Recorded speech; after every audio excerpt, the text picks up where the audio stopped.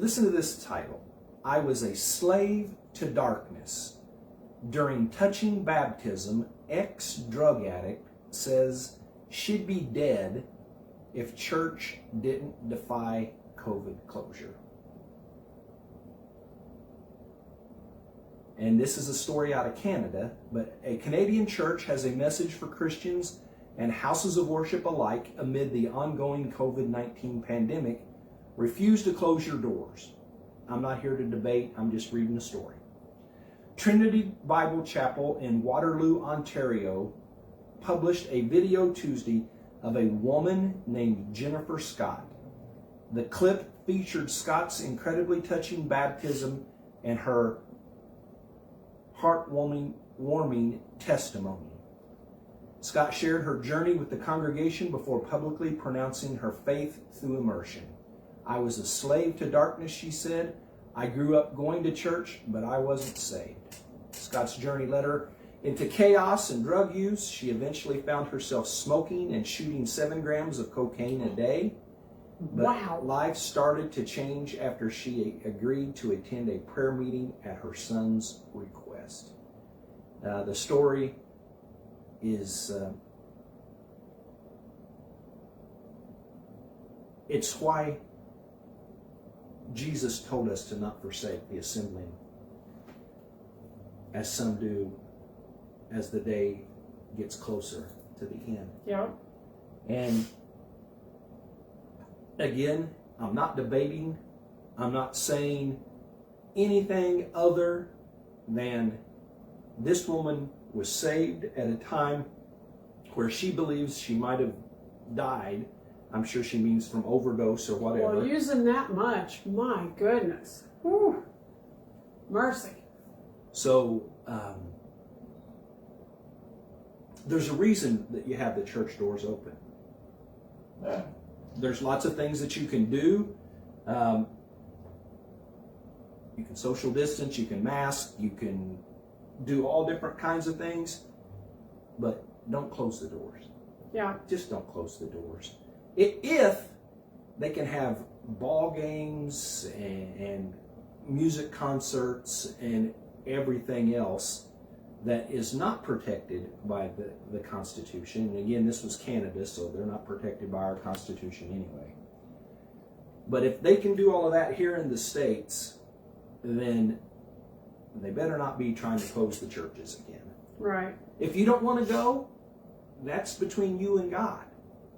You know, I understand that there's people that are highly susceptible, right, absolutely, and got many of the factors where you don't want to be doing anything stupid. Right. There's people that's got health issues that can't take that risk, that are in a higher risk factor. Understood. There's reasons to be extra cautious. But there's also reasons to put faith over fear. And when you forsake the assembly, it becomes such a way of life that you can kick back in your easy chair every week and watch church on TV and never be around like-minded people, that it just becomes so easy to do that the next thing you know, you got $12 million churches closing their doors and having everything online, and everybody stays home, and then you don't follow what the Bible tells you to do. You forsake the assembly, which is exactly what the Bible tells you not to do. You can't be biblical and sit home in your easy chair every week and be an armchair Christian. You got armchair quarterbacks, you can't be an armchair Christian. You can't. Here's the way I look at it. If you're going out of your house to do anything, go to the grocery store, go to work, get gas in your car, any of those things, then you have no excuse on whether or not you go to church. That's just the way I look at it. I'm not telling you you have to. I'm just telling you that don't use COVID. if you don't use COVID as an excuse to go to the grocery store, you need to be fed spiritually just as much as you need to be fed from Walmart. So, and thank God for this lady, that church defied that order. I'm going to defy I'm getting ready to go an order and go kill our dogs. I was trying to find something on here that you would be able to talk about while I go defy our dogs.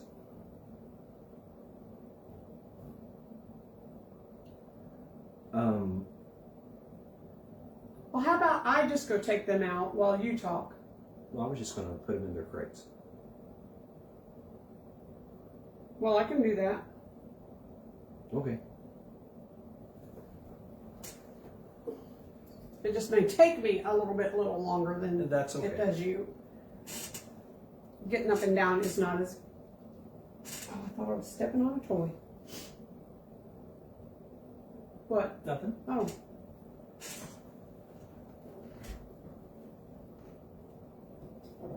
One of these stories.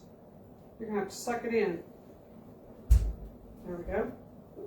I can't breathe. Oh, thanks. Ain't got nothing to do with you. You know those stories that you say, The headline here says, KN95 masks distributed to House members, that would be members of the House of Representatives, stamped with Made in China.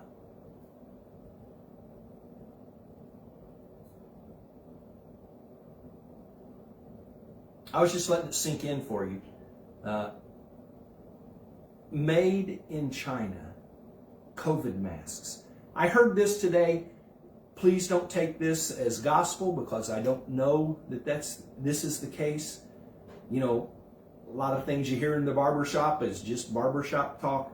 But a guy that was in there said that CVS here in this area had gotten a bunch of home COVID tests, and they were flying off the shelves. I mean, just by the dozens, all in one day. Actually, it was by the hundreds. And he said, I didn't verify, but that those home COVID tests were made in China. Oh, go figure. Ouch. Now, just how does that work? China creates the China virus, and the House of Representatives for the nation, who is supposed to be pretty important people, you know, at least in their own minds, they're really important people, and they hand out COVID masks for COVID. It says made in China. Now, not everybody was excited about that. Well, Bill said the regular masks that they have at work, they say made in China on them. Well, there's one to look at right there. Ours, the ones that we hand out to people that come in the door that don't have them, they say the same thing, made in China. And don't it make you wonder? Almost everything you get says made in China. I mean, these are the really good ones, too. This isn't just like the paper ones that... Yeah, those are R95s. Things that make you go, House GOP Doctors Caucus Chairman Brad Winstrup of Ohio told Fox News Thursday that the U.S.'s insecure supply chain presents a much greater risk to our overall national health. If we can't make them here and we have to depend on China, the same China that let the China virus out. Well, I kind of thought that it was strange shortly after we had the big outbreak of COVID, the Chinese, what do they call it, community, was going around handing out masks to the local area. That's because they're afraid that people would turn on them? Turn their back on them. Well, by all means, just hand out masks that were made in China. Well, get this. I don't know if you know the backstory, but the House of Representatives are mandated to wear masks, even though some don't. The fact that the masks we are mandated to wear in the U.S. Congress are made in China is just one example of our inabilities to protect and treat Americans without relying on adversaries. That would have been like in the Vietnam War, depending on the Viet Cong to do anything positive for our side. You could depend on the Viet Cong to try to kill our soldiers, is what you could depend on. And these Chinese masks further highlight our need to divest away from the Chinese Communist Party. Our national security and our health depends on it. That's a member of Congress who's a doctor, by the way. And another one says, as usual, Speaker Pelosi fails to recognize the senseless optics of her own decision making. We are fighting a virus that came from China, yet the Speaker is comfortable with publicly supporting a Chinese manufacturer, sending our taxpayer dollars overseas and further advertising our democracy or our dependency on China on the faces of Congress. Now, can you imagine the Chinese? I'm not talking about the people that live here in our country that's great citizens and all. I'm talking about the chairman of the Communist Party sitting there and seeing Nancy Pelosi on television, and he nudges the person next to him and said, "We made that mask she's wearing." Oh, look at her suck up that virus. Oh, goodness gracious. What do they think those filters have in them? I mean, good grief. You know something, and I was talking about this today at work, and this has been kind of a forgotten about subject, and I was wondering today about it, ask about it. Nobody knows anything. What happened to all the ships that were anchored in the ocean with all the supplies that were on it? You would have to dig to find the answer to that. I mean, are they still there? Have they turned them around and sent them back? Are they, what has happened to those? I'm just curious. Are they still anchored in the ocean? Well, it was supposed to be this major disaster at Christmas time, and the sky was falling or the sun was falling or right. Whatever. And then I think I read sales at Christmas were up 7% this year. I think was what I read. It was the number. Something to that effect. So all of those ships that were docked that was going to... Well, they weren't docked. They weren't allowed to dock. Well, they that's were, right. Like out in the ocean, anchored and just, you're right. Floating out into oblivion somewhere. It's almost like that was used to raise prices right. and make a fake controversy. Now, explain to me how you and I, people that are watching us, benefit from prices going up. We don't. So then why would the government do something such as that made prices go up? It might have been all the money that free money, the free money that they gave out, that everybody got free money, that now we're paying almost $4 a gallon for milk and almost $4 a gallon for gas, and every bit of our groceries are gone up tremendously, and you can't afford to go out to eat anymore because food in restaurants has gone up crazy amounts. Every restaurant you go into, they go, "Oh, look, we got new menus." Of course you did, because the prices on the old ones are non-existent now. Well, we experienced that this week. We have a Mexican restaurant that we've eaten at for a long time. And there is another newer Mexican restaurant not far away, and we've eaten there 2 or 3 times since we've been back to the one that we used to go to all the time. And we went back, and they had brand new menus. Now, if you put all of this into the big, bingo ball roller, and you roll it all up, and you reach in and pull it out, you would think that in order to offset the loss of business that they might have gotten when this other place opened, they're very similar. I mean, they're serving the same clientele, that their prices would have stayed the same, or maybe they were running extra specials, and their prices went up. Yep. And their servings kind of went down. Yeah, I think they did. Their servings went down a little. I think they did. And so it's like, all that free money, guess who's paying for that free money? All of us are paying for that free money. Nothing in life is free. And for everybody that thinks that, the government's giving us free money, guess what? Don't be silly. The government ain't giving you or us or anybody free nothing. There's no free health care. There is no free school.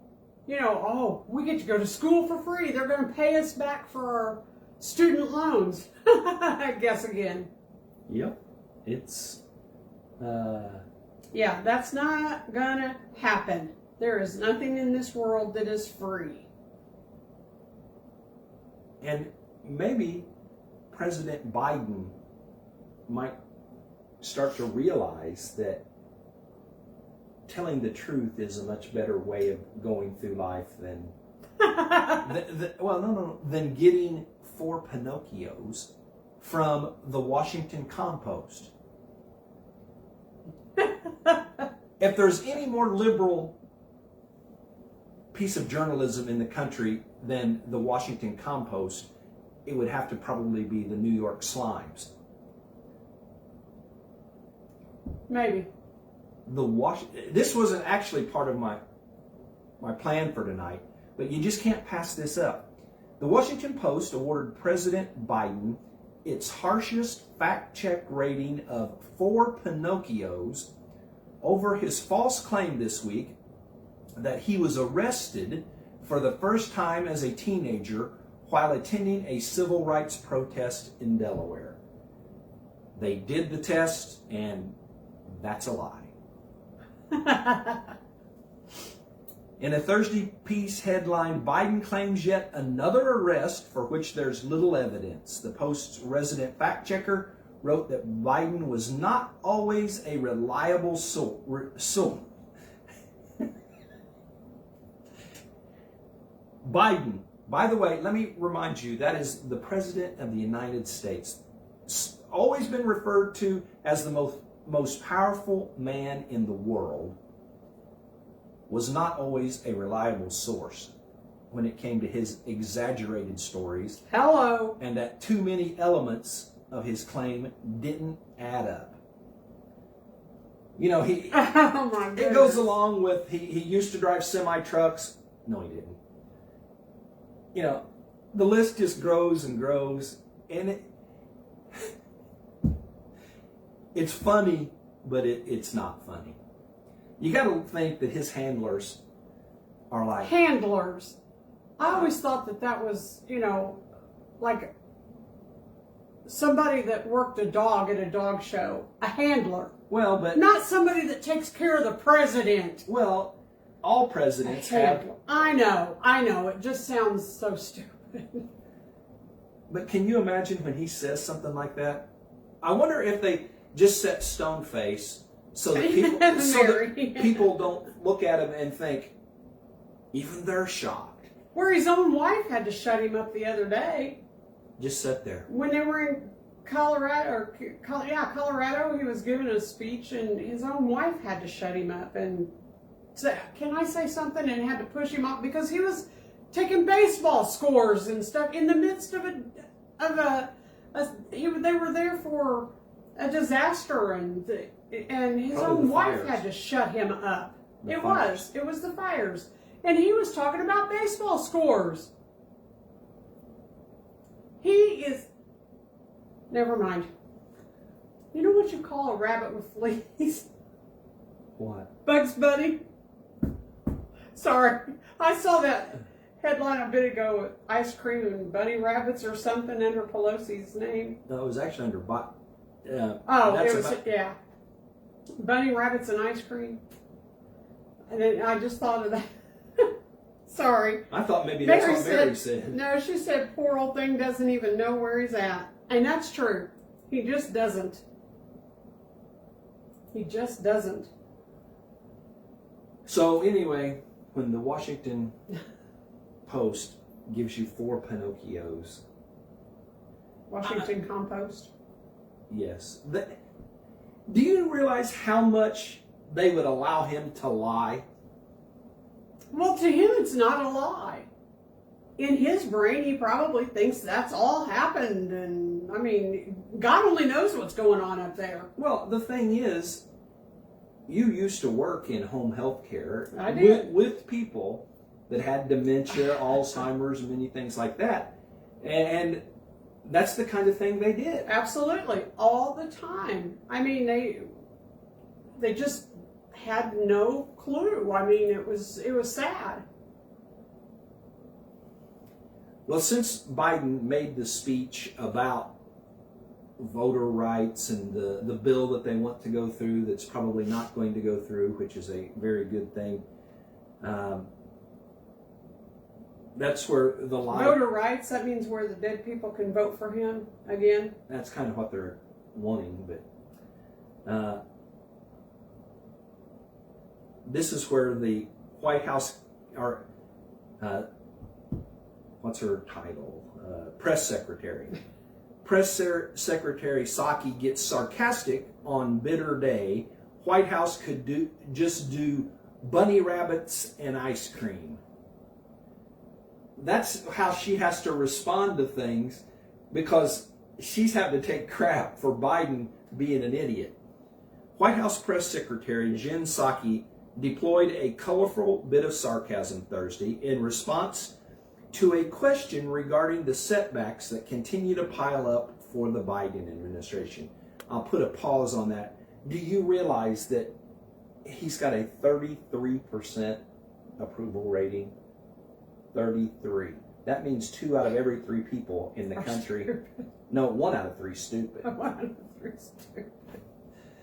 It was a bitter day for the White House that saw the Supreme Court block President Biden's vaccine mandate. A moderate Democrat senator rejected a change to the filibuster, and that's needed to get the voter legislation through. Bloomberg reporter Justin Sink suggested to Psaki that things seem like they are going pretty poorly right now for the administration. They didn't even add that even his own people now think that Biden has so screwed up the response to COVID, as in, still buying masks from China. Well, duh. That even his side is questioning whether he has any sense. Things seem like they are going pretty poorly right now for the administration. The comment drew a retort from Psaki, who said the business of the White House was difficult and it was not the president's job to propose frivolous, easy things. Well, thank God, because he wouldn't even be able to do that right. With mention of Biden's blocked legislative agenda, largely unsuccessful diplomatic talks with Russia, record high inflation. I think I read that prices last month went up higher percentage-wise than any time in the last 30 years. Isn't that sad? Aren't we glad to be living through that bit of history?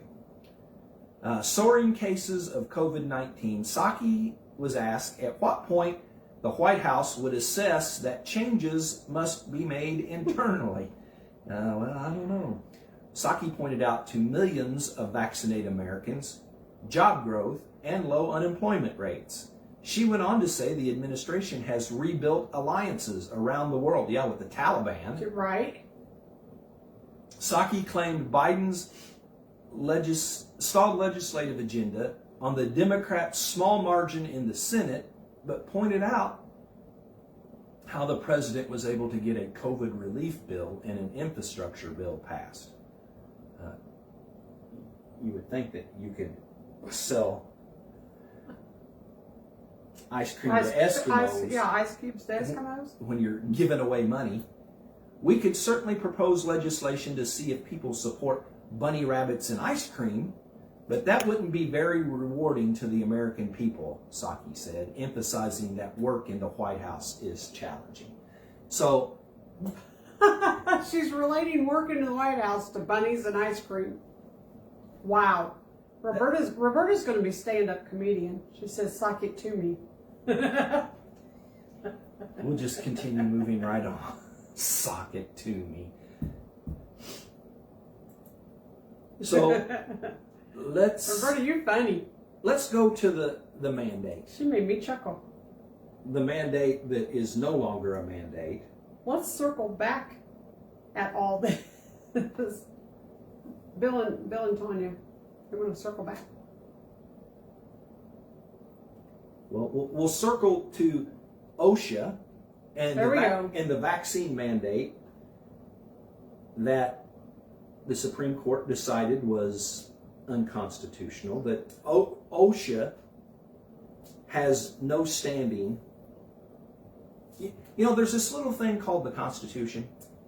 Just a little thing. And the Constitution says that in order for something to be law, that it has to be voted on in the House and agreed upon in the Senate.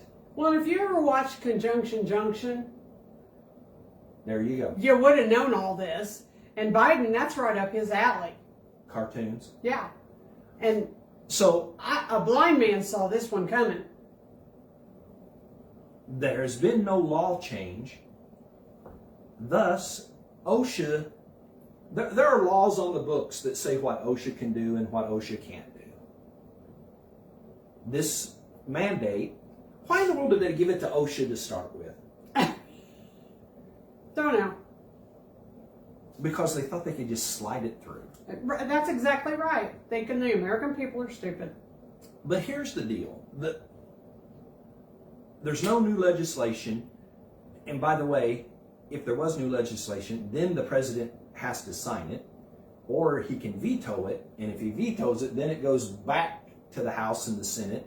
And they can override the veto. That is how our government works. None of that has happened. And yet,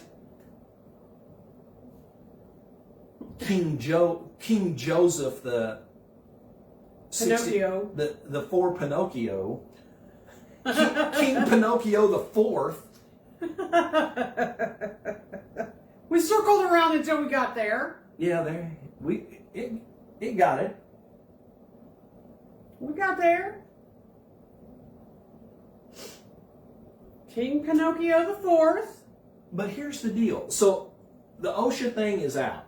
Now there was a part of what they ruled today that wouldn't make conservatives happy, and that was that hospitals can still mandate that employees that work in facilities that get Medicare and Medicaid funding, they can mandate to them that they have to get, because there's always been a higher standard that they could set for those. So that stays. But as happy as I am that the Supreme Court saw fit to follow the Constitution, at this point, it doesn't really matter. Just ask somebody that you know that lost their job already Absolutely. if they're going to get hired back. Yep. And the answer to that would be more than likely will be no. Because the mandate was through the government, but individual businesses Yeah. can mandate. They've already got a standard set. They can mandate whatever they want because that's private business, that's private enterprise. And that's so wrong. And so hundreds and thousands of good people. Absolutely. have lost Thank their you, job. King Joe Pinocchio IV. And so, the businesses that didn't want to follow the mandate, it's going to be positive. In their case, they won't have. See, what was going to happen was they may not have wanted to enforce the mandate, but if they didn't, then they were going to be fined thousands of dollars Right. per case, Right. per individual. And so for them, this is all good, and it's good. But I mean, Well, and that's why I said all along, for people in this case that were put in that position, don't quit. Force them to fire you. Force them to fire you. If it came down to me, and in my position, I would force them to fire me. and not quit. And I would not have quit. If it came down to them saying, look, you're going to either have to take the jab or you're going to have to quit. Nope. Well, let's look at the person Nope. that many of us that are in here tonight know. His company made the rule that at the location, let me start from the beginning. His company contracts out to other Right. companies. And so the company that he was working at, not his own company, but the company he was working at, made the rule that there had to be vaccinated by whatever day. Right. So Amy had told, just like she had just said, don't quit, make them fire you. Well, neither one happened. He didn't take the jab, so they transferred him to a different location. And then there's no work at that other location now, so they've had to find him work at another location, always with, in the back of the mind, factoring in that he refuses to take the jab. So he didn't get fired, he didn't quit, but he's still getting screwed. Yeah, absolutely. Well, I mean, some people would say, well, at least he's got a job, and that's true, and he would tell you that as well. But less money on the hour? Yeah, because not all of the places that he's been transferred at do those contracts pay the same amount as the one that he started out at originally. So in that, when he got transferred to the other one, that may not have gotten the same amount on the hour as the one he was at before. And then when he got transferred to the other one, that may not have gotten that as much as the one that he just left. So unfortunately, he doesn't make as much as he did at the original place that they had him moved. He still has a job, but he doesn't make as much on the hour. And that's another way of getting screwed over by the government, by the companies, and not complying to their mandate.